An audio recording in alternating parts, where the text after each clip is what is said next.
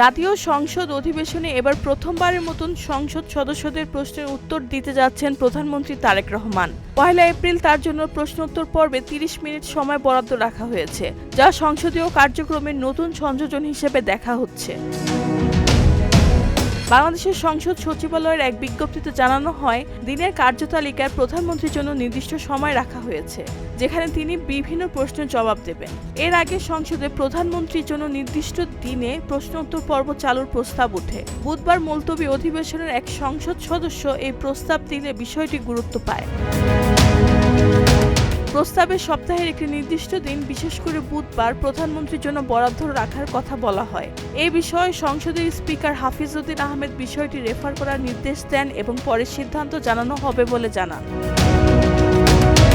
সংসদ সচিবালয় জানিয়েছে, প্রধানমন্ত্রী তারেক রহমানের এই সরাসরি প্রশ্নোত্তর পর্ব সংসদীয় কার্যক্রমকে আরও কার্যকর ও গতিশীল করতে ভূমিকা রাখবে। রেহানা বেগম, প্রজন্ম 24।